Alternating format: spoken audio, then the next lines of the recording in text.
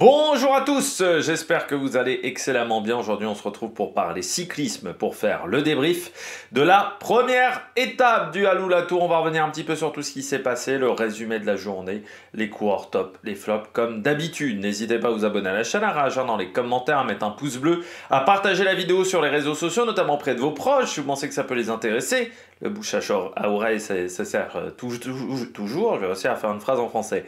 Quand vous vous abonnez à la chaîne, vous pouvez rajouter la petite cloche. Comme ça, vous êtes au courant des dernières vidéos qui sortent, notamment des vidéos cyclisme. Aujourd'hui, présentation de l'équipe Astana, de la Burgos. Dans les jours à venir, parce que je l'ai déjà enregistré, il y aura la présentation de la Cara Rural qui sera, je pense, bientôt en ligne. Je les ai enregistrés ce matin, donc peut-être demain ou après-demain pour tout ça. Sachant qu'en fin de semaine, ça sera un peu plus difficile parce qu'il va y avoir encore pas mal de vidéos qui sont au programme. Et puis, si vous avez les moyens et que vous voulez soutenir mon travail, vous pouvez faire un super thank. Je remercie les gens qui le font. Je remercie également les gens qui cliquent rapidement sur les notifications, sur les miniatures, juste après la mise en ligne des vidéos, parce que ça permet de mettre plus en avant la chaîne et de faire grandir le nombre d'abonnés. On est bientôt 5200. Et oui, encore quelques semaines, on n'était pas à ce chiffre-là. Donc, je vous remercie. Alula Tour, étape 1. Étape qui a été calme. Hein, on ne s'attendait pas à énormément de spectacles sur ce type de journée, à part s'il y a du vent qui peut permettre des coups de bordure. Sinon, c'est calme. Sauf, j'irai dans le circuit final et dans l'échappée où il y a eu quand même pas mal d'animations aujourd'hui. Allez, le résumé de cette étape. Eh bien, l'échappée qui est partie assez vite. Il n'a pas fallu attendre de nombreux kilomètres pour prendre l'échappée. Voilà, on a mis une dizaine de kilomètres pour se mettre dans le bain. Et puis assez vite, donc on avait un groupe d'échappés avec deux coureurs de la sélection d'Arabie Saoudite, Al-Koulaïf, et Alan Boulmounine.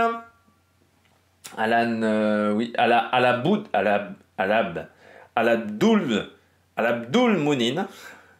C'est dur la prononciation aujourd'hui. On avait également un coureur thaïlandais qui était de l'équipe Project Insurance, Timashai, Vinokourov, Alexandre de l'Astana. C'était la seule équipe World Tour qui était représentée dans cette échappée. Rosli qui était dans l'équipe Terengganu et puis Yamamoto qui était dans l'équipe JCL Team Ukyo. Une échappée qui n'aura jamais vraiment sa chance de se développer et surtout de développer une grosse avance, déjà parce que la première heure de course va se faire quand même à quasiment 44 de moyenne. Et ensuite parce que le peloton va rouler, écart maximum aux alentours de 2 minutes 30, mais à 70 km de l'arrivée, l'écart n'est déjà plus que d'1 minute 10 à peine, 1 minute 27, pas précisément à 70 km de l'arrivée, mais 4 km après, on passe déjà au niveau de la minute. Et l'écart va se stabiliser entre 1 minute 10, entre 66 km de l'arrivée et une cinquantaine de kilomètres de l'arrivée. À ce moment-là, on a 3 équipes qui roulent dans le peloton. La Jayco pour Ronnewagen, la Tudor pour De Klein et la Picnic pour Jacobsen. L'échappée qui va se recomposer à 48 km de l'arrivée. Pour ceux qui se souviennent, c'était une arrivée il y a 2 ans du Tour d'Arabie Saoudite. On est arrivé à cet endroit-là. Sauf que là, il restait encore 48 km de course. Vous vous souvenez avec ce bâtiment comme ça qui est en miroir, où on passait par une petite route pas très loin de ce bâtiment en miroir. Et c'était un sprint. C'était Milan qui s'était imposé ce jour-là. Je crois que Coca avait fait 2 ou 3. Il avait fait un bon sprint, je crois, ce jour-là. Et c'était un sprint en faux plat montant très dur. Et bien là, ça a permis à l'échappée de se recomposer. Où on a perdu les 2 coureurs d'Arabie Saoudite. Mais l'écart ne progressait pas tant que ça. On remontait un petit peu aux alentours d'1 minute 10 à 45 km de l'arrivée, alors que l'écart était descendu aux alentours des 45 secondes, 2-3 km avant. Mais ça restait pas énorme de ce côté-là. Petit problème mécanique pour Tim Merlier en crevaison roue arrière. C'était à une quarantaine de kilomètres de l'arrivée, mais pas de souci. Il prenait même le temps pour faire un besoin naturel. On arrive donc bientôt au circuit final, encore un problème mécanique pour Alan Everly. Vinokourov relance encore l'échappée, c'est lui qui est vraiment le moteur de ce groupe, même si au final eh bien, ça lui permettra pas de gagner grand chose en termes de résultats, parce qu'à la fin il va se faire décrocher par Yamamoto et Rossi, qui vont continuer ensemble sans vraiment s'entendre, hein. Ça va être un peu le problème de ce groupe là. Ils vont aller jusqu'au premier sprint intermédiaire. Je pense que Rossi et Yamamoto partiront pas en vacances ensemble, parce que Yamamoto, même s'il a remporté le sprint intermédiaire, était assez énervé contre Rossi, qui, c'est vrai, faisait quand même pas mal de patinettes à l'arrière du peloton. Et puis on avait un deuxième sprint intermédiaire, parce que là on était sur le circuit final, mais qui a là été un sprint bonification.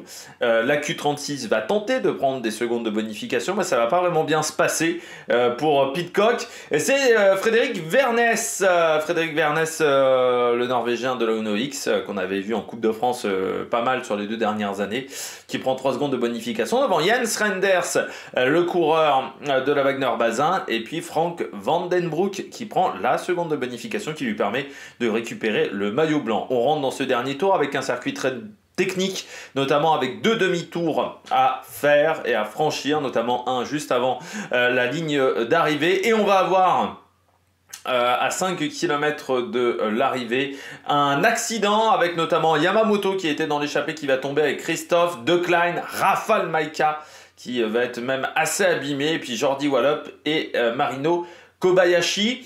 Majka, qui le crash se situe aux alentours de 4 km et demi de l'arrivée, donc qui en plus ne peut plus jouer le général, donc il a tout gagné, le coureur polonais, dès cette première étape. Et puis De Klein et Christophe qui eux ne peuvent pas jouer le sprint. En fait, comment cette chute s'est déroulée? On avait donc vraiment un demi-tour qu'on devait faire. Il y avait 2 demi-tours sur le parcours, donc un demi-tour, c'est-à-dire qu'on passait des voies de droite aux voies de gauche par un demi-tour.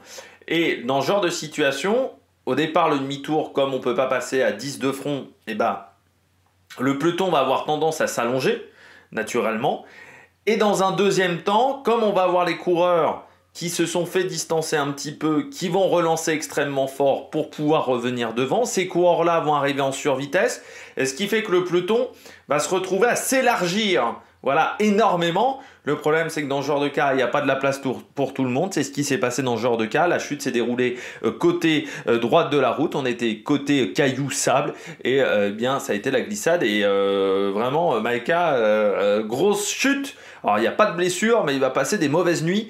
Ça, c'est clair et net, parce que le maillot était complètement déchiré. Et puis, on arrive dans le dernier kilomètre avec la Q36 qui fait un gros boulot, sauf que le coureur de la Q36 en fait il aide énormément la pique-nique post-Enel. Et puis la pique-nique, il y a un coureur qui s'écarte rapidement, ce qui fait qu'on se retrouve à avoir l'un des lanceurs de Tim Merlier qui reprend en main le peloton, et puis Tim Merlier qui va lancer assez tôt son sprint, et Jakobsen qui va un peu se rater. Je ne sais pas trop ce qui s'est passé du côté de Jakobsen. J'ai l'impression qu'il y a eu un problème mécanique, qu'il y a eu un problème au niveau des vitesses, au niveau du dérailleur, parce qu'il pédalait vraiment dans la choucroute, comme on dit par chez moi, il pédalait dans la smoule, donc ça a pédalé, il avait un peu les jambes à son cou, et ça c'est pas vraiment normal sur un sprint. Surtout quand on est assis sur la selle du côté de Jakobsen, c'est-à-dire qu'il déclenchait pas en puissance, donc je pense qu'il y a eu un problème mécanique. On l'a vu regarder un petit peu sa denture arrière, je pense qu'il y a eu un problème technique, voilà, du côté de Fabio Jakobsen, et donc à la fin, eh bien, ça fait victoire de Tim Merlier devant Juan Sebastian Molano et Michael Gillard, le coureur de la Tudor, qui prend une belle 3e place, alors que c'était pas lui au départ qui devait faire le sprint, c'était Arvin De Klein. Allez, on regarde tout de suite les coureurs au top de cette journée. Attaque de Marlou! On passe aux coureurs au top, et aujourd'hui on va commencer avec Tim Merlier. Ah bah il n'y a pas eu photo aujourd'hui, Tim Merlier, quand il lance, personne ne peut suivre. Pourtant Molano il est bien calé, mais non, il n'y a personne qui peut suivre, vraiment. Pourtant il lance de loin, aujourd'hui, comme il l'avait déjà fait l'an dernier, c'est vrai qu'en début de saison il a tendance souvent à lancer de très loin. Ce qu'on avait vu déjà l'an dernier sur le Hall ou la Tour. Il lance même plus loin que d'habitude, vraiment là, il a lancé, je pense qu'on n'était pas loin des 260 mètres.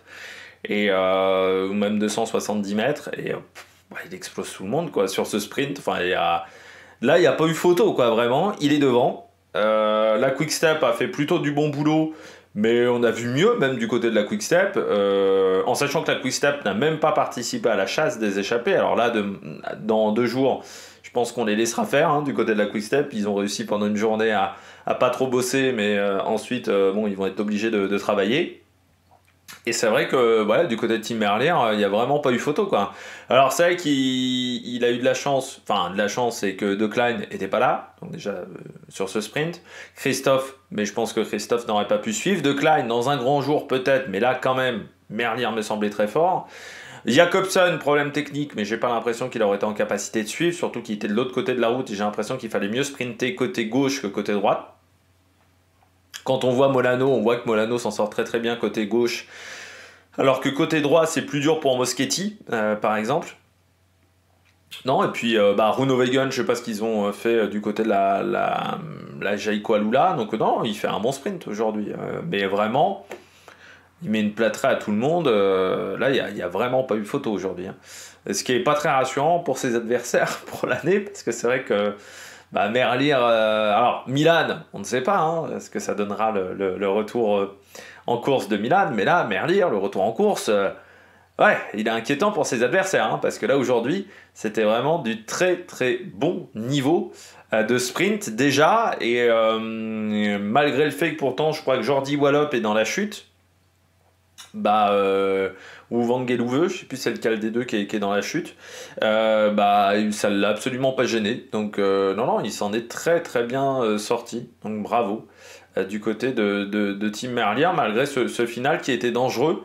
Oui, j'ai oublié de vous en parler, c'est vrai que le final était très dangereux avec ces demi-tours, et en plus, je vois pas pourquoi ils ont fait un circuit. Il n'y a pas de public sur la Latour. Tu fais un circuit, c'est pour permettre aux spectateurs de voir plusieurs fois les coureurs. Pour ça, il faut des spectateurs. Le Latour est quand même pas réputé pour son nombre de spectateurs incroyables aux arrivées. Le Latour, c'est un peu plus comme l'Arctic Race of Norway. Là, j'ai pas trop compris pourquoi on a fait ce final-là. En plus, ça apportait rien, à part du danger, parce que les demi-tours, c'était vraiment des gros demi-tours, hein, ce qu'on appelle en anglais des U-turns, donc vraiment, on passait d'une file à une autre. Et en plus, on avait 3, je crois, donc ça, 3 en 5 km, en moins de 10 km, c'était quand même beaucoup. Et avec le sable, mais je trouve que, voilà, à part créer du danger, de la nervosité, cette arrivée était pas très intéressante. Et en plus, il y avait un énorme dodan sur le circuit. Alors, en Arabie Saoudite, il faut savoir que, pour ceux qui ont regardé notamment les vidéos du Dakar de Charlie Herbst, c'est leur passion en Arabie Saoudite, ce sont les dodans, mais pas des petits dodans de bâtards. C'est-à-dire des dodans vraiment où à côté, nous, on considère que c'est pas un dodan, c'est une montée. Hein. Non, c'est vraiment des gros dodans, parfois avec des pavés.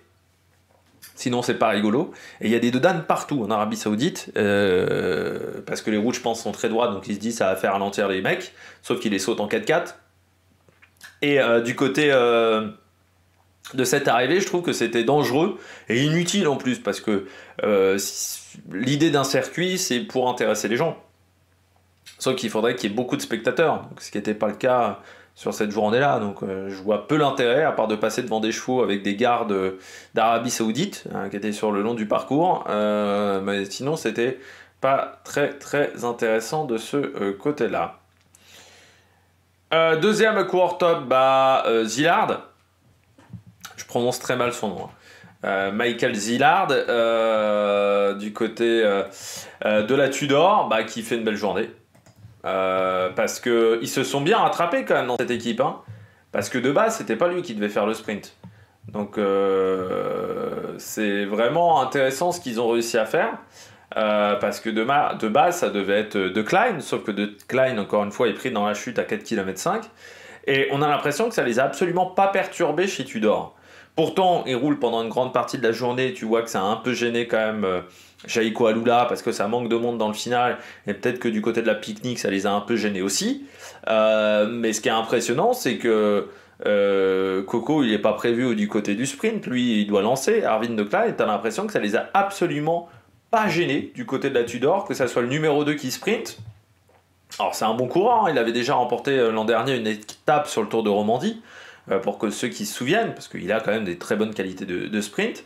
Mais c'est vrai qu'en plus, c'est un poisson pilote avec lequel De Klein, normalement, s'en sort toujours très très bien. C'est un bon poisson pilote, lui. Et j'étais assez impressionné du fait que ça ne l'a absolument pas gêné de faire son sprint sans son... Voilà, ils sont vraiment réadaptés très vite, ce qui est assez rare. Et non, c'est un très bon coureur. Il est passé également par SEG, Racing Academy, et par Hagens Berman Axeon. Donc normalement, quand tu passes dans ces deux équipes-là, c'est que tu as un minimum de talent. L'année dernière, il faisait 6e à Iceberg, 3e du chrono du Tour d'Allemagne. Et sur le Tour de Romandie, c'était lui qui avait remporté le prologue aussi. C'est un mec qui est bon sur les prologues. Et là, aujourd'hui, il a été efficace, donc bravo. Mais déjà l'an dernier, il avait fait un sprint sur le Halou Tour. Il avait fini 8e à Shannon Nature Reserve. Voilà, on partait de Alula Winter Park. Mais il avait fait 87e de cette étape-là, par exemple. Donc il a été bon. Donc bravo Coco. Parce que ils ont bien réussi à se réadapter, ce qui n'est pas si facile que ça. Dans ce genre de situation, la chute est arrivée 4 minutes avant. Donc il faut que dans l'oreillette, ça dise quand même que De Klein est tombé aux autres pour se recaler, on va dire, un petit peu dans leur travail. Et ça veut dire qu'on a été hyper efficace quand même du côté de la Tudor aujourd'hui, donc bravo. Et la Tudor, on a déjà Marc Hirschi qui a remporté une course. Là aujourd'hui, ils font 3. Pour l'instant, le début de saison, il est quand même pas mal du côté de l'équipe suisse. On savait qu'ils avaient passé un cap. On a un peu la confirmation dans les résultats. Ça devrait inquiéter certaines équipes de World Tour, ça. Parce que, alors peut-être pas pour la fin de l'année, mais bon, pour le prochain cycle, Tudor, il va falloir compter sur eux, très clairement. Et ça va peut-être coûter des points à certaines formations aussi, de ce côté-là. Bon, on poursuit avec Pierre Barbier qui a été très très bon aujourd'hui, le coureur français, Pierre Barbier qui s'est vraiment très très bien débrouillé du côté de la Wagner Bazin Wallonie-Bruxelles. Nouvelle équipe, je rappelle, c'est la fusion de Bingoal, Wallonie-Bruxelles, et la fusion de la Wagner-Bazin qui était en Continental l'an dernier. Les deux équipes ont fusionné. La Bingoal, la Wallonie-Bruxelles avait besoin d'un autre sponsor pour rester, on va dire, un peu en deuxième division. Et Wagner-Bazin voulait progresser dans la hiérarchie mondiale. Donc les deux équipes ont fusionné. Wagner-Bazin est toujours basé en Belgique. Mais on sait qu'il y a pas mal de coureurs français, et notamment Pierre Barbier. Et je suis pas surpris en fait du résultat de Pierre Barbier parce que je vais vous le dire, je le dis toujours, mais dans les étapes assez courtes où ça roule, mais pas non plus. Il n'y a pas non plus eu énormément d'animation. Ça n'a pas été une course dure aujourd'hui. Il y a eu du danger dans le final, mais c'était pas une course dure. Pierre Barbier a toujours, les frères Barbier, que ça soit Rudy et Pierre, ont toujours été bons dans ce genre de situation. Le problème, c'est que ces deux coureurs, dès qu'il y a un peu de course, ils disparaissent. Par contre, quand il n'y a pas beaucoup de courses, ils sont bons. L'année dernière, déjà, Pierre Barbier s'était imposé autour de Sarja, donc à peu près à la même période de l'année, où il avait été hyper efficace. Là, il confirme, et puis 7e place avec du beau gratin, surtout devant Bruto Messo, devant D'Amato, il y a Cobson qui a un problème technique, mais devant même un Fedorov. Du côté de la Quick Step, on sait du côté de la Astana qui a une bonne pointe de vitesse. Donc vraiment très fort ce qui a réussi ce coureur-là. Il peut être vraiment satisfait de sa course. Donc bravo Pierre Barbier du côté de Wagner Bazin Wallonie-Bruxelles. Alors ça fait pas des points aussi, ça c'est un petit peu dommage d'une 7e place. Mais c'est un bon résultat vu la densité qu'il y avait en face. Et puis Yann Renders aussi qui a pris des secondes de bonification. On a vu leur maillot. Très vert flashy, on n'est pas prêt de les confondre avec la Cairn Pharma, mais très vert flashy. Mais vraiment, voilà un maillot qu'on reconnaît très très facilement. Donc bravo du côté de la Wagner Bazin Wallonie-Bruxelles. Bon, on regarde tout de suite les bonnets d'âne. On termine cette vidéo avec les bonnets d'âne du jour et on va commencer avec UAE et surtout Rafał Majka. Et oui, chute aujourd'hui de Rafał Majka qui était très énervé parce que il n'est pas bête non plus. Il savait que c'était une opportunité pour lui de jouer le général et ça arrive pas tout le temps quand tu as un rôle d'équipier et que tu as des Pogačar, Almeida, Ayuso dans ta formation.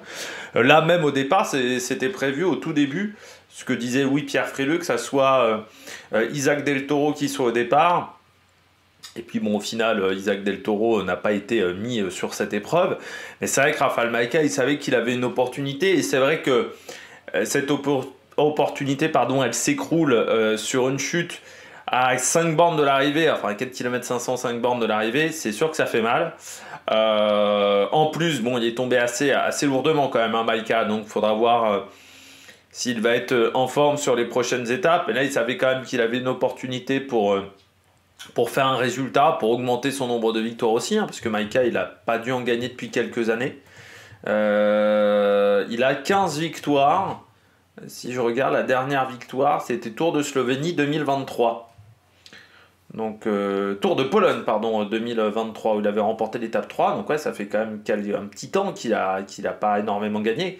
Sur ces 15 victoires, il n'en a que 4 depuis 2020. Donc elles sont vraiment sur plutôt la période 2014-2017, où là il a 11 victoires, et puis ensuite ça s'est un peu freiné, quand il a changé de formation aussi, parce que je rappelle qu'au tout début il était à la Bora, et puis bon, sur la fin, la Bora, il était plus que sous-fifre de Sagan aussi dans cette formation, donc c'était pas évident, et chez UAE, il est devenu équipier de Pogacar, un équipier important, mais c'est vrai que là il savait qu'à 35 ans il avait une opportunité, c'est un coureur qui est en fin de contrat.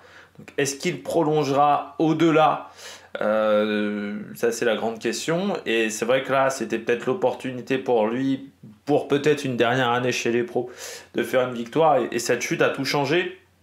Ça m'a rappelé un peu ce qui était arrivé l'an dernier déjà à Pierre-Latour. Je ne sais plus si c'était pas la première ou la deuxième étape déjà de ce Alou-Latour, où il avait perdu beaucoup de temps et s'était retrouvé... je crois qu'il avait crevé, il y avait eu des bordures ou un truc comme ça. Il avait perdu le général dès le premier jour. Alors qu'il savait que c'était une grosse opportunité pour lui, parce que par magie il n'y avait pas de descente sur cette course, donc c'était quand même l'idéal pour un Pierre-Latour. Et là c'est un peu pareil quoi. C'est vrai que pour Majka, encore une fois, là il avait vraiment un vrai statut de leader. Et puis maintenant UAE, ils ont Molano, mais ils ont que Molano presque, parce que les autres coureurs, c'est pas forcément des coureurs très connus, Il y a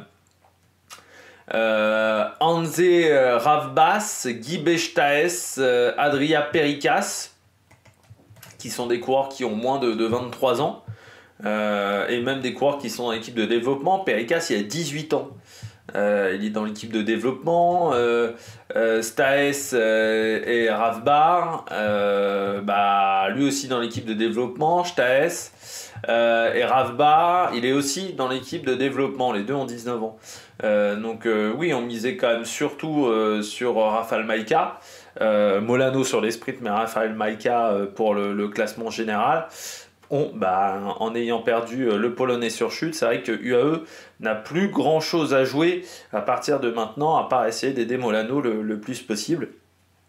Donc c'est un petit peu dommageable. On continue également du côté de cette équipe avec une autre équipe du côté des Bonnedan, avec la Q36.5. Ouais, alors c'est bien d'avoir recruté Pidcock, par contre il va falloir recruter des mecs au niveau stratégie aujourd'hui. J'ai l'impression qu'il y avait beaucoup d'envie, mais que tout était dans le désordre du côté de la Q36.5. Il y avait beaucoup d'envie, parce que c'est le premier jour de course de Pidcock, parce qu'on sait que le chat a décidé de rentrer dans la litière, je vous préviens. On sait qu'on a Thomas Pidcock, donc on sait qu'on a un coureur important dans l'équipe. C'est vrai qu'on a recruté à la fois je crois Milan Vader et Pidcock, donc on sait que c'est un peu mieux quand même que Damian Lawson, par exemple, qui était jusqu'à maintenant plutôt leader dans les montées de cette formation. Donc on sait que maintenant on peut jouer un peu plus dans ce type de course. Donc on a senti que les équipiers ils avaient l'envie. Ça m'a rappelé un petit peu la situation de la Total Energy quand Sagan était arrivé et qu'on avait eu d'un coup une équipe qui avait retrouvé de l'élan, de l'entrain, alors que les années précédentes c'était pas le cas, alors que c'était juste l'arrivée de Sagan. Mais ça avait fait beaucoup de bien l'équipe. Là, Pidcock, ça a l'air de faire déjà de l'effet du côté de cette formation, parce qu'on a senti tout le monde être extrêmement concentré, sauf que il y avait beaucoup d'envie, mais que c'était le foutoir. Notamment pour le sprint intermédiaire où il contrôle pendant 3 km pour se faire coiffer sur le poteau. Ça c'est sûr que c'est quand même pas exceptionnel, ça fait un peu passer pour des bébêtes. Et puis même le sprint à l'arrivée, Lipins et Moschetti sont complètement enfermés le long du trottoir. Et on sait qu'en plus en Arabie Saoudite, enfin dans les pays du Moyen-Orient, les trottoirs sont souvent très hauts, donc il vaut mieux pas taper la roue ou la pédale dedans, parce que sinon vous partez totalement pas très bien et ça peut se finir très très mal dans ce genre de situation. Mais oui, ils ont fait tout dans le désordre, parce que bon, Pidcock, bah fallait qu'il se débrouille avec un équipier, mais pas plus, et fallait laisser du monde autour de Moschetti. Qui pouvait faire deuxième ou troisième aujourd'hui, sauf que j'ai l'impression qu'ils ont mis beaucoup d'énergie pour Pidcock, qui au final donc n'a pas pris les secondes de bonification, en sachant qu'en plus Pidcock, il y a quand même de l'adversité sur cette course, mais il y a quand même des coureurs qui sont capables de prendre des secondes de bonification.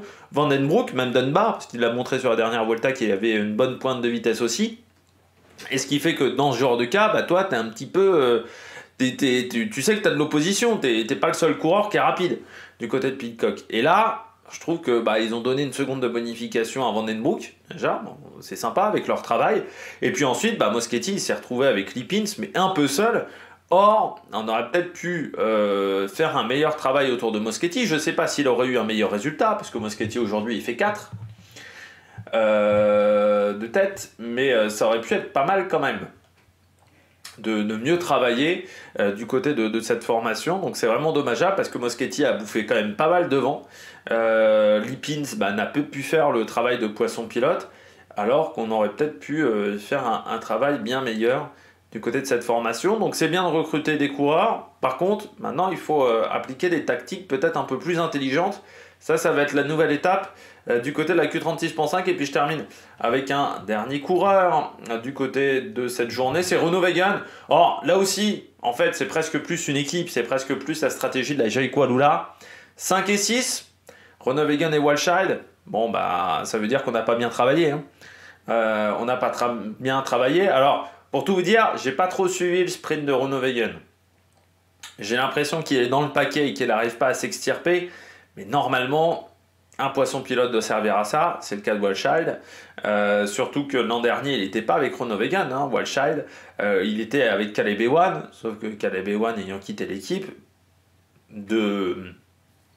d'un commun accord ou pas vraiment d'un commun accord, on a l'impression quand même que Jayco voulait s'en débarrasser, et bien Walscheid désormais est avec Renaud Wegan, et là on a bien senti qu'il y avait, enfin là quand tu vois le résultat à la fin, il y a eu un problème d'automatisme entre les deux, parce que Renaud Wegan se retrouve à faire 6, Walscheid se retrouve... Renaud Wegan se retrouve à faire 5, Walscheid se retrouve à faire 6, donc c'est quand même pas l'idéal. Ça veut dire qu'en termes de stratégie, on n'a pas vraiment bien joué le coup. Je trouve qu'ils ont mis beaucoup d'énergie à revenir sur les échappées, et ensuite ça leur a vraiment manqué dans le final. Je trouve que ça manquait un petit peu de main d'œuvre dans le final, et j'ai envie de dire que déjà sur le Down Under, ils ont quand même beaucoup roulé pour pas forcément un grand résultat. Là c'est un petit peu pareil aujourd'hui, on a beaucoup roulé, on a beaucoup vu le maillot violet de la Jayco Alula. Par contre, en termes de résultats aujourd'hui, 5 et 6, c'est pas exceptionnel, et surtout, on aurait pu faire mieux.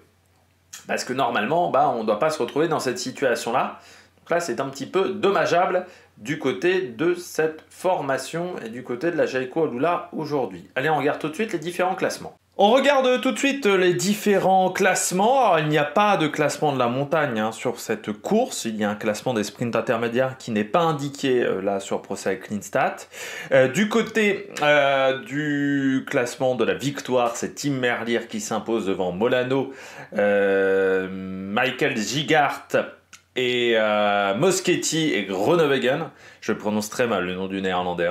Pierre Barbier, donc 7e, premier français de la journée. Lucas Boniface, 15e du côté de la Total Energy.